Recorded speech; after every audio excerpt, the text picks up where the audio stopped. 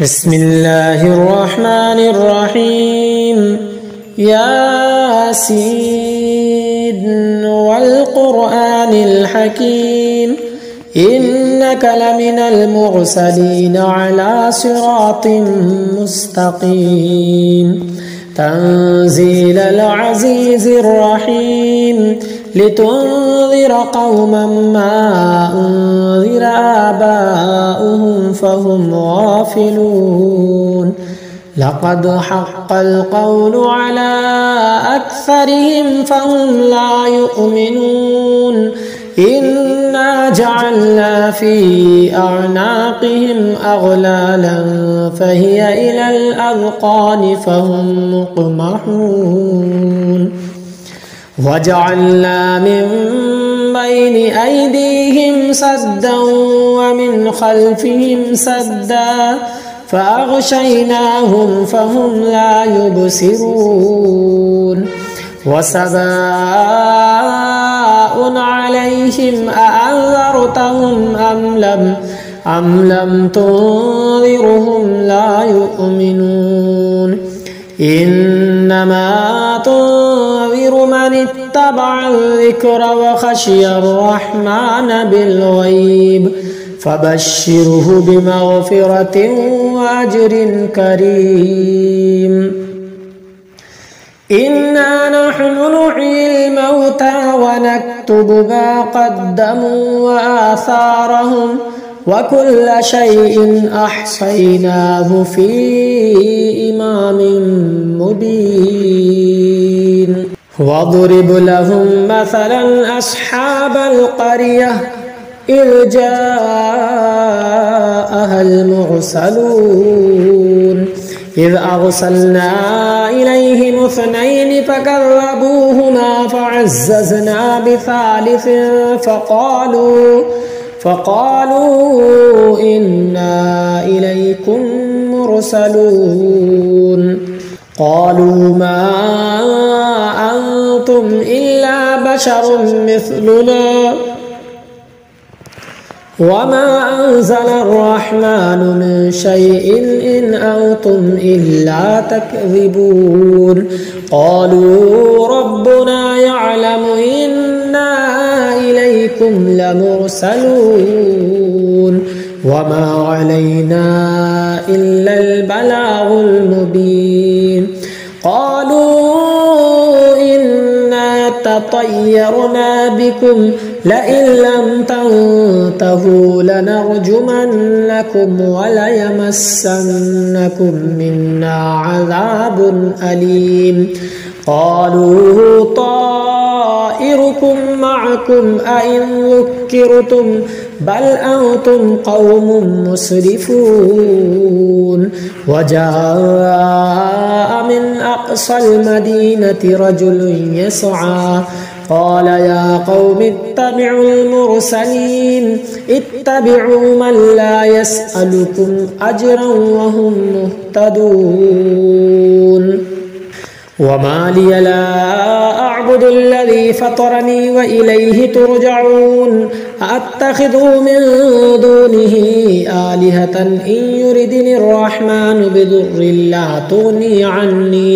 عني شفاعتهم شيئا ولا ينقذون إني إذا لفي ضلال مبين إني آمنت بربكم فاسمعون قيل ادخل الجنة قال يا ليت قومي يعلمون بما غفر لي ربي وجعلني من المكرمين وما أنزلنا على قومه من بعده من جود من السماء وما كنا منزلين إن كانت إلا صيحة واحدة فإذا هم خامدون يا حسرة على العباد ما يأتهم من رسول إلا كانوا به يستهزئون ألم يروا كم أهلكنا قبلهم من القرون أنهم إليهم لا يرجعون وإن كل لما جميع لدينا محضرون وآية لهم الأرض الميتة أحييناها وأخرجنا منها حبا فمنه يأكلون وجعلنا فيها جنات من نخيل وأعناب وفجرنا فيها من العيون ليأكلوا من ثمره وما عملته أيديهم أفلا يشكرون سبحان الذي خلق الأزواج كلها مما تنبت الأرض ومن أنفسهم ومما لا يعلمون وآية لهم الليل نسلخ منه النهار فإذا هم مظلمون والشمس تجري لمستقر لها ذلك تقدير العزيز العليم والقمر قدرناه منازل حتى عاد كالعرجون القديم لا الشمس ينبغي لها أن تدرك القمر ولا الليل سابق النهار وكل في فلك يسبحون وآية لهم أنا حملنا ذريتهم في الفلك المشحون وخلقنا لهم من مثله ما يركبون وإن نشأ نغرقهم فلا صريخ لهم ولا هم ينقذون إلا رحمة منا ومتاعا إلى حين وإذا قيل لهم اتقوا ما بين أيديكم وما خلفكم لعلكم ترحمون وما تأتيهم من آية من آيات ربهم إلا كانوا عنها معرضين وإذا قيل لهم أنفقوا مما رزقكم الله قال الذين كفروا للذين آمنوا أنطعم من لو يشاء الله أطعمه إن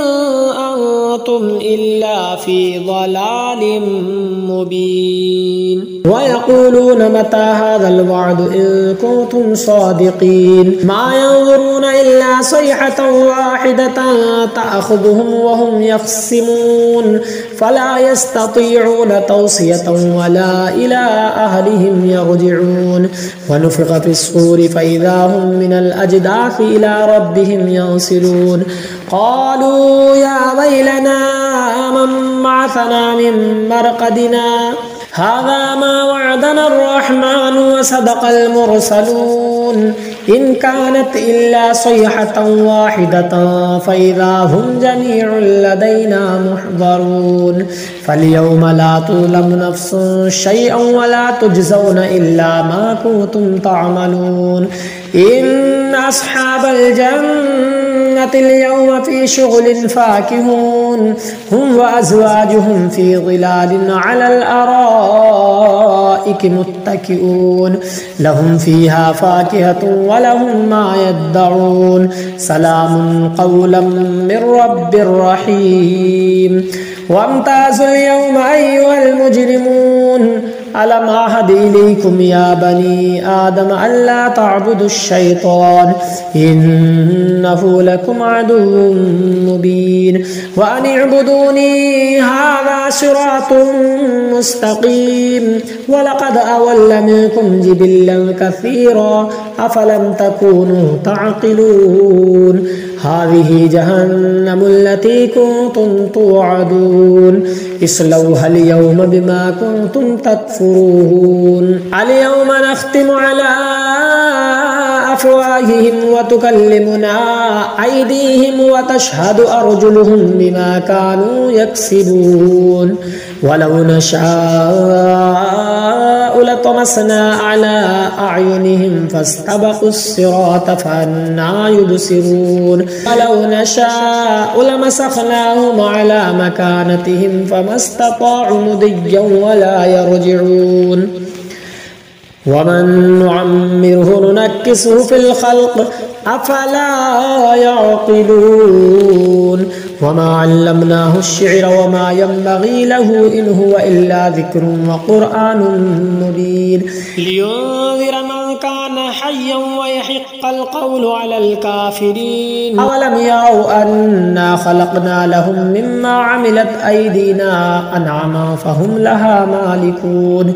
وظللناها لهم فمنها ركوبهم ومنها يأكلون ولهم فيها منافع ومشارب أفلا يشكرون. واتخذوا من دون الله آلهة لعلهم ينصرون لا يستطيعون نصرهم وهم لهم جند محضرون. فلا يحزنك قولهم إنا نعلم ما يسرون وما يعلنون. أولم ير الإنسان أن خلقناه من نطفة فإذا هو خصيم مبين وضرب لنا مثلا ونسي خلقه قال من يحيي العظام وهي رميم قل يحييها الذي أنشأها أول مرة وهو بكل خلق عليم. الذي جعل لكم من الشجر الأخضر نارا فإذا أنتم منه توقدون. أوليس الذي خلق السماوات والأرض بقادر على أن يخلق مثلهم بلى وهو الخلاق العليم. إنما أمره إذا أراد شيئا أن يقول له كن فيكون. فسبحان الذي بيده ملكوت كل شيء وإليه ترجعون. بسم الله الرحمن الرحيم. الرحمن علم القرآن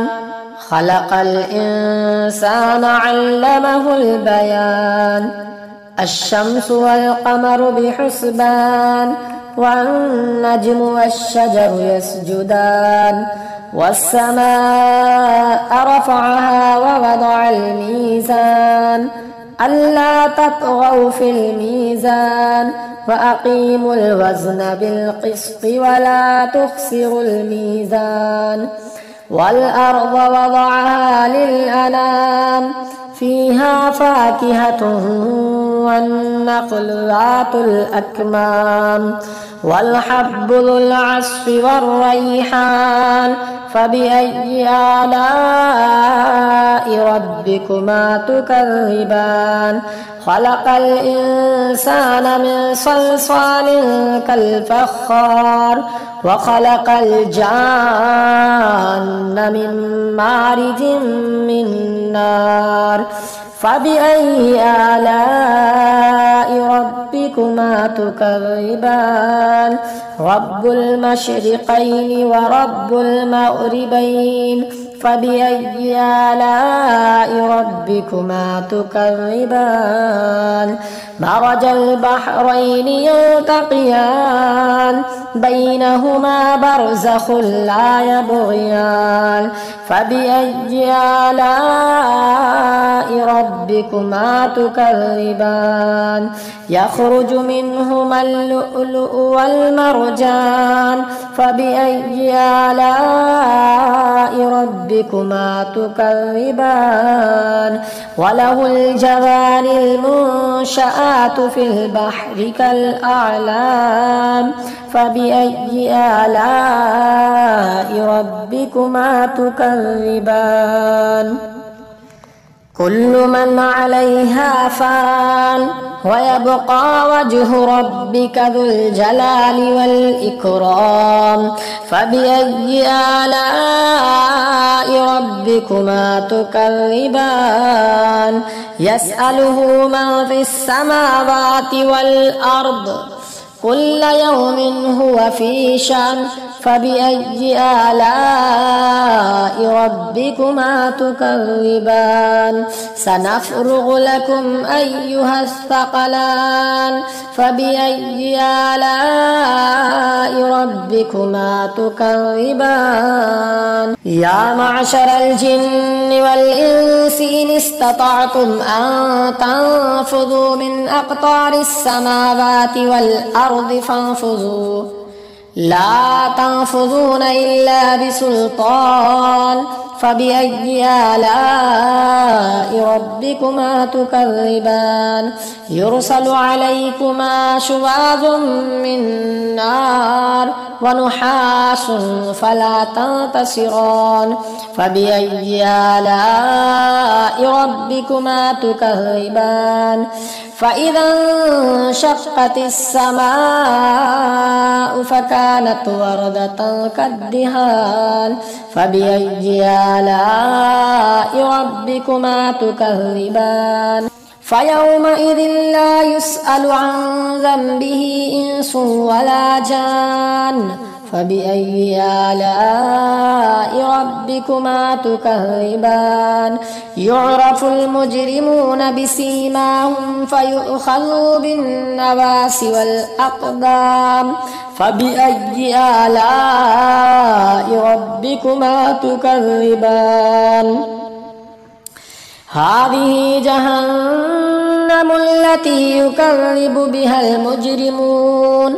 يطوفون بينها وبين حميم آن فبأي آلاء ربكما تكذبان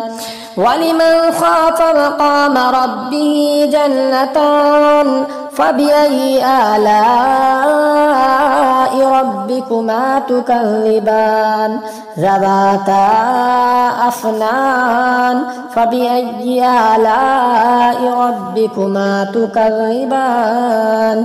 فيهما عينان تجريان فبأي آلاء ربكما تكذبان فيهما من كل فاكهة زوجان فبأي آلاء ربكما تكذبان متكئين على فرش بطائنها من استبرق وجنى الجنتين دان فبأي آلاء ربكما تكذبان فيهن قاصرات الطرف لم يطمسهن إنس قبلهم ولا جان فبأي آلاء ربكما تكذبان كأنهن الياقوت والمرجان فبأي آلاء ربكما تكذبان هل جزاء الإحسان إلا الإحسان فبأي آلاء ربكما تكذبان ومن دونهما جنتان فبأي آلاء ربكما تكذبان مدهامتان فبأي آلاء ربكما تكذبان فيهما عينان نضاختان فبأي آلاء ربكما تكذبان فيهما فاكهة ونخل والرمان فبأي آلاء ربكما تكذبان فيهن خيرات حسان فبأي آلاء ربكما تكذبان حور مقصورات في الخيام فبأي آلاء ربكما تكذبان لم يطمسهن إنس قبلهم ولا جان فبأي آلاء ربكما تكذبان متكئين على رفرف خضر وعبقري حسان فبأي آلاء ربكما تكذبان تبارك اسم ربك ذي الجلال والإكرام بسم الله الرحمن الرحيم تبارك الذي بيده الملك وهو على كل شيء قدير الذي خلق الموت والحياة ليبلوكم أيكم أحسن عملا وهو العزيز الغفور الذي خلق 7 سماوات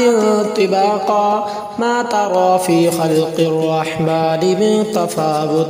فارجع البصر هل ترى من فطور ثم ارجع البصر كرتين ينقلب إليك البصر خاسئا وهو حسير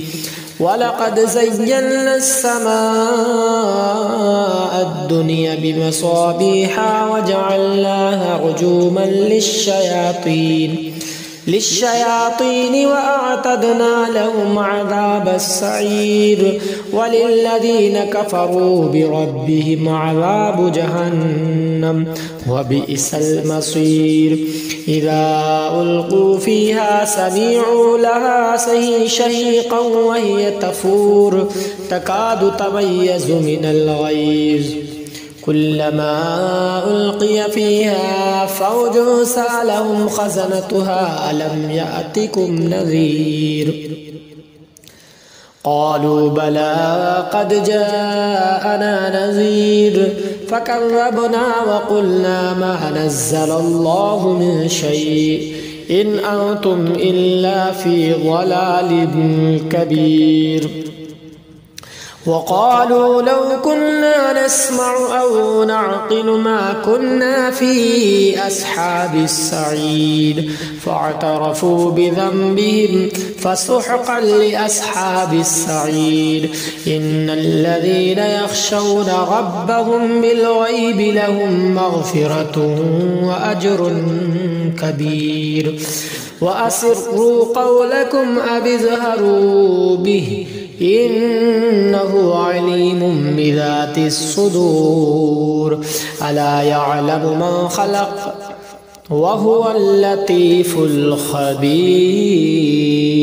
هو الذي جعل لكم الأرض ظلولا فامشوا في مناكبها وكلوا من رزقه وإليه النشور أأمنتم من في السماء أن يخسف بكم الأرض فإذا هي تمور أم أمنتم من في السماء أن يرسل عليكم حاسبا فستعلمون كيف نذير ولقد كذب الذين من قبلهم فكيف كان نكير أولم يروا إلى الطير فوقهم صافات ويقبضن ما يمسكوهن إلا الرحمن إنه بكل شيء بصير أمن هذا الذي هو جند لكم ينصركم من دون الرحمن إن الكافرون إلا في غرور أمن هذا الذي يرزقكم إن أمسك رزقه بل لجوا في عتو ونفور أفمن يمشي مكبا على وجهه أهدى أم من يمشي سويا على صراط مستقيم قل هو الذي أنشأكم وجعل لكم السمع والأبصار والأفئدة قليلا ما تشكرون قل هو الذي ذرأكم في الأرض وإليه تحشرون ويقولون متى هذا الوعد إن كنتم صادقين قل إنما العلم عند الله وإنما أنا نذير مبين فلما رأوه زلفة سيئت وجوه الذين كفروا وقيل هذا الذي كنتم به تدعون قل أرأيتم إن أهلكني الله ومن معي أو رحمنا فمن يجير الكافرين من عذاب أليم قل هو الرحمن آمنا به وعليه توكلنا فستعلمون من هو في ضلال مبين قل أرأيتم إن أصبح ماؤكم غورا فمن يأتكم بماء معين